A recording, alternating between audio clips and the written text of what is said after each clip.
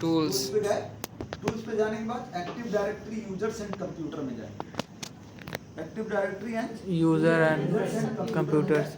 और यहाँ पे जाने के बाद ये देखो आपका खुल गया active directory user and computer खुल गया। और यहाँ पे जा करके हम क्या खुल गया सर ये कार्ड ये आ गया। ये आगे तो ये आपका active directory user and computer, ये देखो document.in, ये हमारा सर्वर है, यही हमारा डोमेन है ना। इस डोमेन को क्या करेंगे, ओपन करेंगे। ओपन करोगे तो यूजर यूजर्स पे क्लिक करोगे तो इसके अंदर जाकर के एक नया यूजर बनाना है, वो राइट क्लिक करेंगे, न्यू पे क्लिक करेंगे, यूजर, ठीक है ना। Yes sir. यूजर बना लेते हैं, हम एक यूजर बनाते हैं टेस्ट डैश 1 के नाम से, टेस्ट डैश 1 यहाँ भी लिखेंगे टेस्ट डैश 1, ये हमने यूजर का नाम दिया। नेक्स्ट, उसके बाद नेक्स्ट पासवर्ड, इसको हटा देंगे और इसके बाद हम इसमें पासवर्ड दे देते हैं, user can not change password, पास @1 2 3 और यहाँ पे पास @1 2 3, ठीक है ना। और उसके बाद फिनिश किया, हमारा टेस्ट 1 के नाम से एक यूजर बन गया, टेस्ट 1-1 के नाम से यूजर बन गया सर। इसका पास @1 2 3 है। अब इसी पर्टिकुलर यूजर से हम क्लाइंट को लॉगिन करेंगे। अब ये यूजर वहां लॉगिन करेगा उस कंप्यूटर में पड़ेगा, पर तो उसकी रेंज की आईपी देना पड़ेगा हमको। Okay sir. यहाँ पे गए इथरनेट पे, पहला नंबर काम ये है, डॉक्टर क्या क्या प्रोसेस करना है इस पे क्लिक किया हमने, अरे केबल नहीं कनेक्ट है उसकी, देखो जी पीछे से राइट क्लिक करेंगे, प्रॉपर्टीज पे जाएंगे और TCP IP वर्जन 4 यहाँ पे गए, यूज द फॉलोइंग आईपी। अब यहाँ पे आईपी क्या देंगे, 192.168.250. और 1 की जगह सॉरी 2 दे देंगे हम, अरे 22 दे देते हैं ताकि हम समझते रहें। अच्छा, ये इसके बाद यहाँ पर हमको DNS में क्या देना है, 192.168.250.1 यहाँ देंगे, ये हमारा DNS उसकी आईपी। समझ में आ रहा कि नहीं आ रहा? Yes, sir. अब क्लाइंट पे ये आईपी आपको देना है 250.22 क्या हो गया, ये होस्ट की आईपी हो गई। ये किसकी आईपी हो गई? अरे भाई 22 की जगह पे 2 भी दे सकते हो, आपकी मर्जी है, मतलब 1 नहीं देना है। हाँ, 1 उसका है, सर्वर की आईपी, 1 किसकी आईपी है? सर्वर की आईपी है।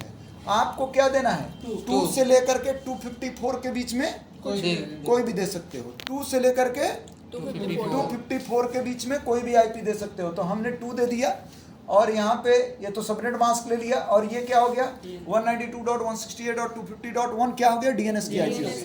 और वो DNS की आईपी आप लोग देख ही रहे हो, वहाँ पे सर्वर की आईपी होगी। ये आपको कंफर्म करना है, ये हमने ओके कर दिया, क्लोज किया, और एक बार इसको डिसेबल एनेबल कर लेते हैं ताकि आईपी को अपडेट कर लें। अब यहाँ से कंप्लीट करने के बाद अब हम चलेंगे यहाँ पे विंडोज R CMD टाइप करेंगे और यहाँ पे जा करके पिंग कराएंगे, पिंग स्पेस 192.168.250.1 को पिंग करा लेंगे।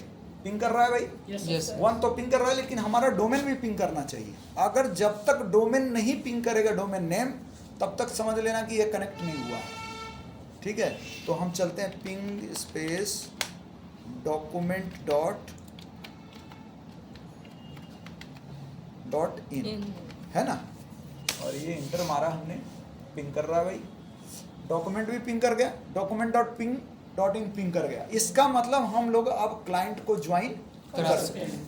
अब यहाँ कंफर्म हो गया, अब कंफर्म हो गया कि क्लाइंट क्या होगा, ज्वाइन हो जाएगा। अब यहाँ से क्लोज कर दीजिए और यहाँ विंडोज R प्रेस कीजिए और यहाँ पे कमांड टाइप करके sysdm.cpl, ये sysdm.cpl जैसे टाइप करेंगे, यहाँ पे चले गए आप, चेंज पे जाएंगे, डोमेन आ जाएगा। ये डोमेन पे गए और यहाँ पे क्या लिखना होगा, document.in, ये टाइप कर दिया हमने। क्या लिखेंगे, ये ध्यान दिया कि नहीं मैंने क्या किया है? फिर से एक बार क्लोज, फिर से एक बार विंडोज R sysdm.cpl, ओके। ये डोमेन ज्वाइन करा रहा हूं मैं, यस सर। इसका प्रोसेस बता रहा हूं। पहले हमने दिया कंप्यूटर में आईपी, क्या क्या दिया हमने कंप्यूटर में आईपी, अपने होस्ट की आईपी दिया, सबनेट मास्क अपने आप ले लिया, और डीएनएस की आईपी दिया। डीएनएस की आईपी वही देंगे जो सर्वर की आईपी होगी, जो सर्वर की आईपी होगी वही हमारे डीएनएस की आईपी होगी। और वो डीएनएस की आईपी यहाँ देने के बाद हमने क्या किया, उसको पिंग कराया, पहले होस्ट को पिंग कराया, फिर उसके बाद डोमेन को पिंग कराया। जब दोनों पिंग कर गए तो हमने समझ लिया कि अब हमारा डोमेन कनेक्ट हो जाएगा। फिर हम आए रन कमांड में, हमने लिखा sysdm.cpl। जब sysdm.cpl लिखेंगे तो इसमें आपके सामने आएगा चेंज का ऑप्शन, यहाँ जाएंगे, क्लिक करेंगे डोमेन पे, और डोमेन पे जाकर के लिखेंगे डॉक्यूमेंट डॉट इन ठीक है ना। ये आप लिखोगे क्योंकि डोमेन का नाम यही है ना। अब ओके करेंगे हम। जैसे ही ओके करोगे तो यहाँ पे एक आपसे पूछेगा कि यूजर नेम, मतलब डोमेन का नाम दीजिए या कंप्यूटर नेम दीजिए या यूजर नेम दीजिए। तो यूजर नेम, अब हमारे डोमेन का पास, अरे डोमेन का यूजर कौन है, मेन यूजर कौन है, एडमिनिस्ट्रेटर। यहाँ पे ये भी लिख सकते हो administrator@document.in, ये भी लिख सकते हो, लेकिन इतना लिखने की कोई जरूरत नहीं, एडमिनिस्ट्रेटर ही केवल लिख दोगे तो भी चल जाएगा, एडमिनिस्ट्रेटर, ठीक है ना। एडमिनिस्ट्रेटर टाइप किया हमने, अब पासवर्ड देंगे pass@123 उसका, और उसके बाद ओके करेंगे। ओके जैसे ही करोगे, अब ये देखो welcome to the document.in domain आ गया, वेलकम कह दिया ना, इसका मतलब ये कनेक्ट हो चुका है।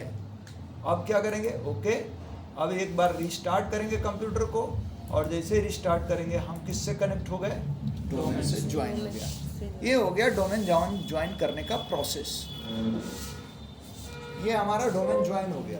अब हमको डोमेन ज्वाइन तब सही से पता चलेगा जब test1 यूजर से लॉगिन करेंगे। इसमें यूजर नहीं ना है, वो यूजर तो वहाँ है ना, लेकिन लॉगिन करेंगे उस यूजर से हम। इसमें यहाँ पे आए, अब यहाँ पे जाओगे ना, अदर यूजर लिखा हुआ, देखो यहाँ पे अदर यूजर, ये एडमिनिस्ट्रेटर से लॉगिन कर जाओगे तो मतलब इसी पीसी का यूजर है ये। हमको लॉगिन करना है किसे, अदर यूजर।